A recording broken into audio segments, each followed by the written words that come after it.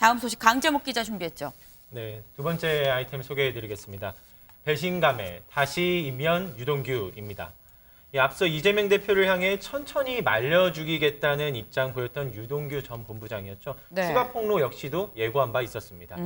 어제 대장동 개발 사업 특혜 사건 재판에 참석했는데 이 법원에 출석할 때로는 입을 닫은 모습이었지만 네. 재판을 마친 뒤로는 결국 취재진 앞에 섰습니다. 어떤 얘기했는지 직접 보고 오시겠습니다.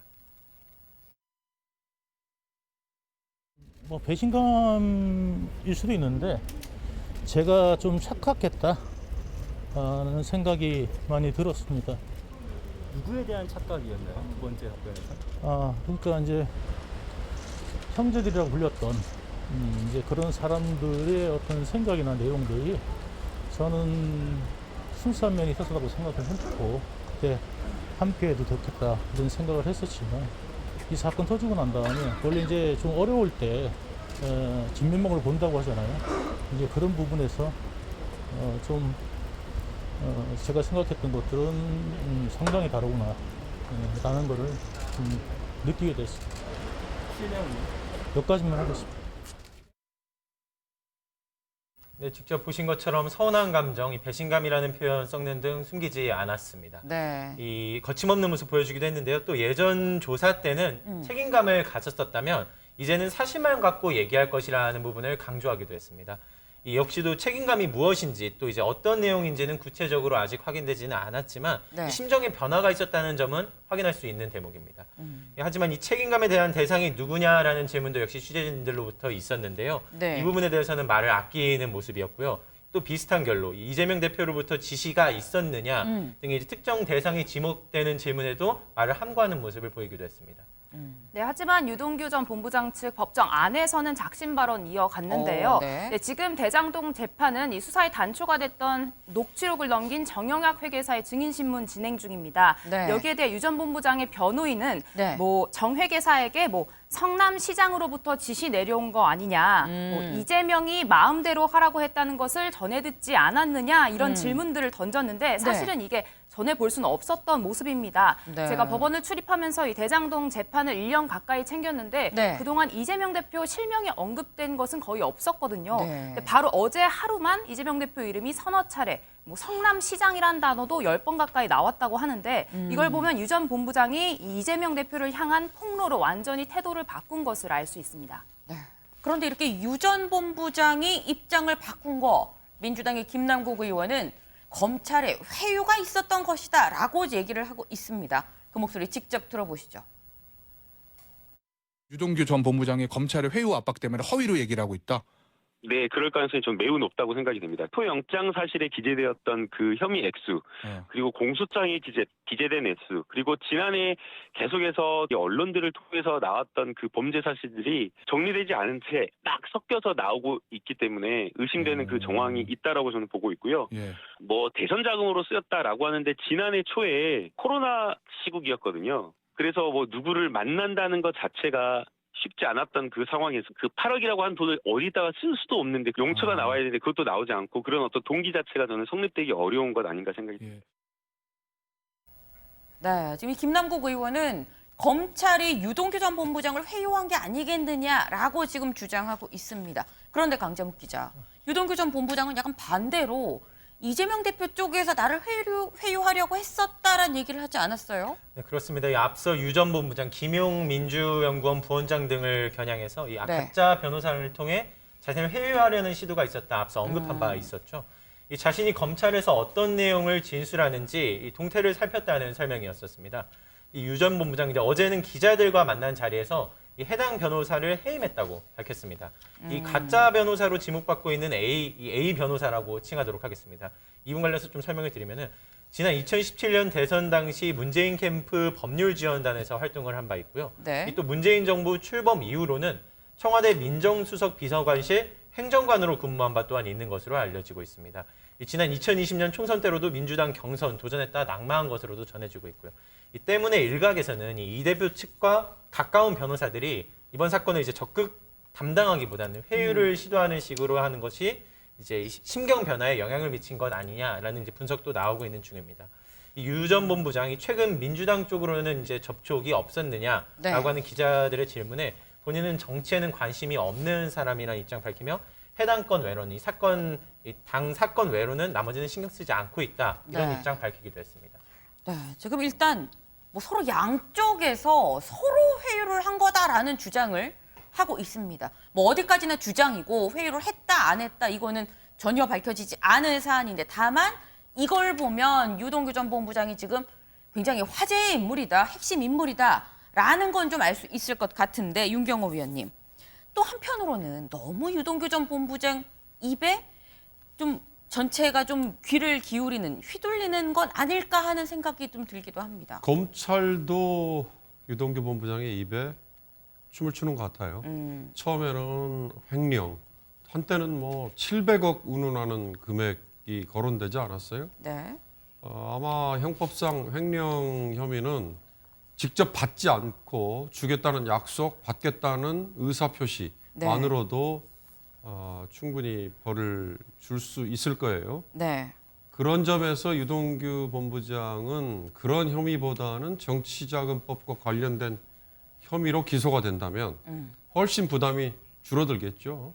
이제 그런 측면에서 아까 김남국 의원이 뭐 플리바게닝이라는 표현을 썼는데 영어로 플리바게닝이라는 게 미국에만 있는 개념이잖아요. 네.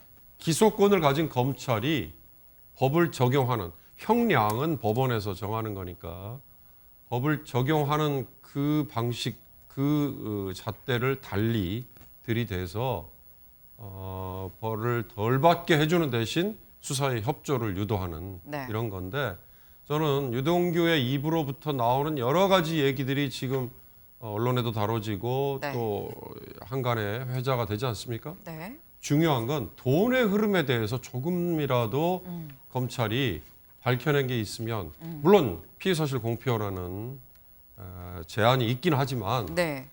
그걸 국민에게 납득을 시키는 차원에서 지금 야당 대선 후보였던 이재명 현 민주당 대표의 정치자금이라는 이 어떻게 보면 뇌관을 건드릴 자신이 있다면 돈의 흐름에 대해서 조금이라도 공개 아니면 뭐 정확하게 캐서 이게 앞으로 나와주는 게 그게 가장 핵심이 아닐까 싶습니다. 네. 지금 이 유동규 전 본부장의 말이 아니라 여기서 한 발 더 들어가서 그래서 돈의 흐름, 자금의 흐름을 이 검찰이 직접 수사로 캐치하는 부분이 더 중요하지 않겠느냐라는 말씀을 주셨습니다.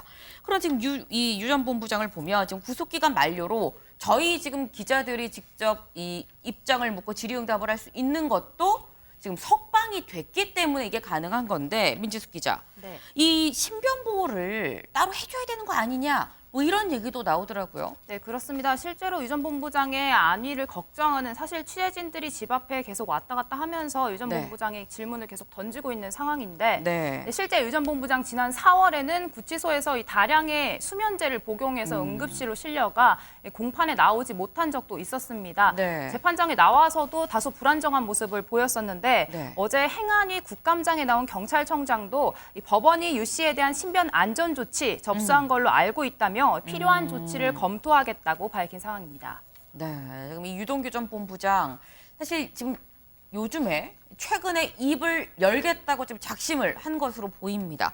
근데 이렇게 나오는 얘기들이 이재명 대표 입장에선 사실 좋을 게 없는 그런 사안들인데 강재묵 기자, 이 대표 입장에서 이 입을 연 유동규 전 본부장 말고 다른 좀 곤혹스러울 수 있는 정황들도 나오고 있는 것 같아요. 네, 맞습니다. 유 전 본부장 진술의 근거가 될 수 있는 정황들이 계속해서 좀 이제 추가로 지금 더해지고 있는 중입니다. 네.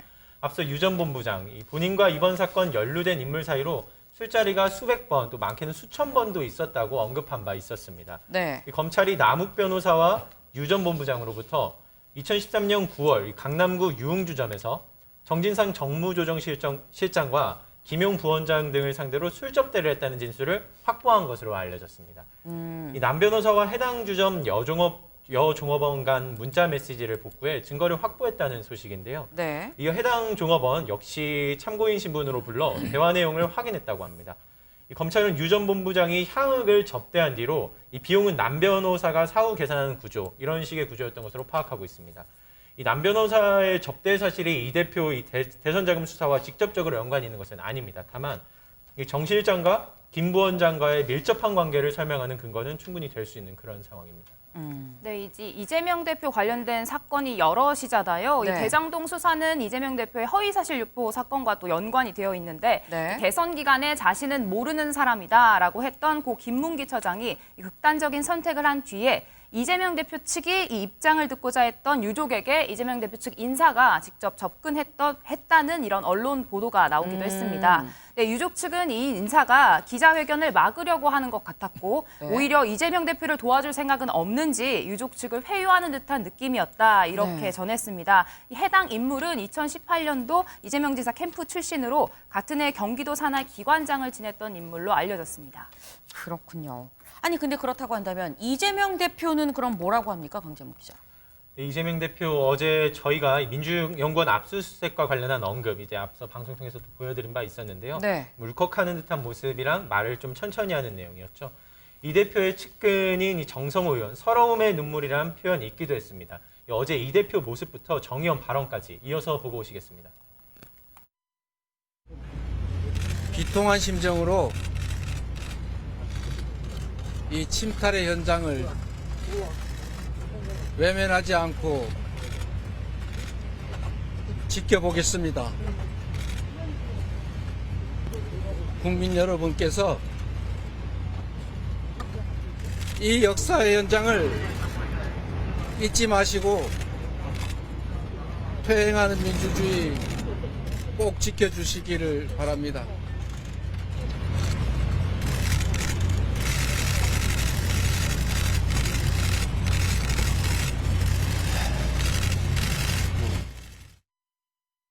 본인이 당대표로 있는 상황에서 지금 정당 사상 처음으로 정당의 중앙당이 압수당한 거 아니겠습니까? 네. 이런 사태가 벌어진 데 대한 어떤 책임감도 느낄 것이고요. 강력하게 대응을 한다고 하지만 대응 수단은 만만치 않지 않습니까? 네, 네. 뭐 그런 거에 대한 여러 가지 느낌들이 복합적으로 뭐 서러운 느낌으로 다가오지 않았겠어요. 네. 이 처벌이 두려워서 흘리는 눈물이다. 이렇게 이재명이- 국민의힘에서는 그렇게 얘기하던데요. 이재명의 살아온 과정을 보면은 그가 뭐 기득권의 탄압이나 압박에 두려워하고 거기에 타협하고 좌절해 본 적이 없는 사람입니다. 굉장히 강한 사람입니다. 네, 지지자들 위로도 이어졌습니다. 이 앞서 보신 그 울먹이는 모습 관련해서 이 슬픔과 분노 섞인 마지막 눈물이 될 것이다. 뭐 이런 입장들도 있었고요. 네. 어제는 눈물을 흘렸으나 오늘은 격렬히 싸우자는 등 반응이 지지자들 사이 또 커뮤니티를 통해 널리 퍼져나가고 있는 상황입니다. 네, 하지만 여당은 이 대표의 과거 발언 소환하면서 비판하고 있습니다. 과거 이재명 대표 유승준 씨에게는 눈물에 약한 국민의 착한 심성을 악용했다. 또 박근혜 전 대통령은 뭐 가짜 눈물 한 번으로 뻔뻔하게 살아남았다 이렇게 이야기했는데 국감장에서도 이 대표의 과거 발언을 통해서 공세를 이어갔습니다. 이어서 듣고 오시죠.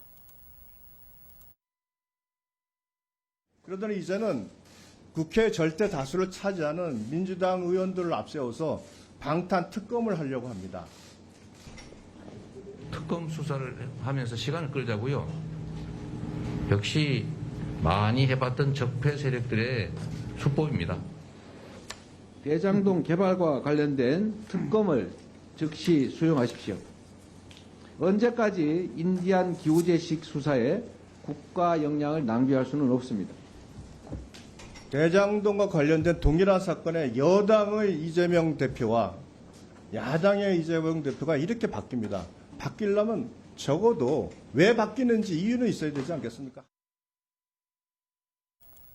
네, 지금 여당에서는 지금 이재명 대표 이 예전에 여당일 때는 이러지 않지 않았느냐, 왜 말이 바뀌냐 지금 이렇게 얘기를 하고 있습니다. 윤영걸 대표님. 네.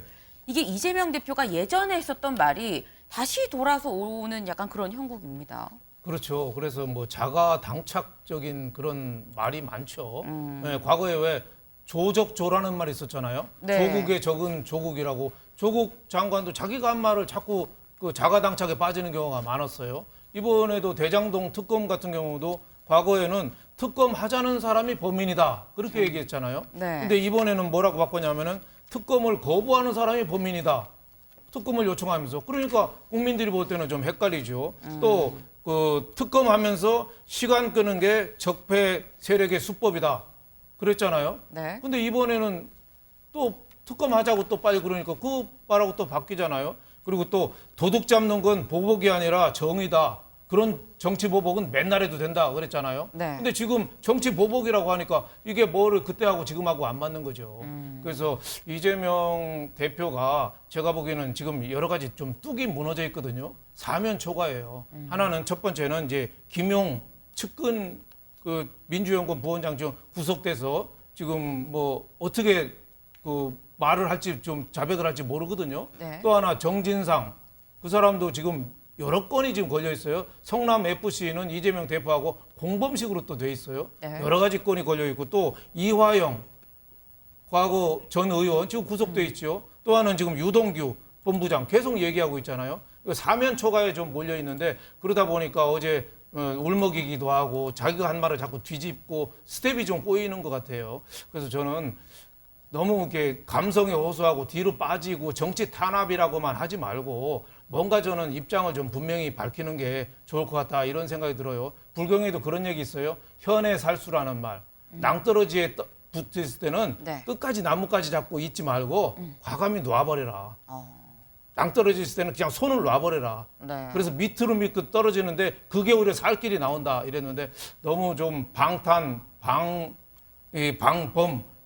하고 자기 빠져나가는데 좀 급급하다 보니까 자꾸 스텝이 꼬이고 말이 어긋나는 거 아닌가 이런 생각이 좀 듭니다. 네, 지금 이재명 대표의 사법 리스크가 현실화하다 보니까 이게 당의 리스크로 오는 부분에 대해서 좀 지적을 해주신 것으로 보입니다.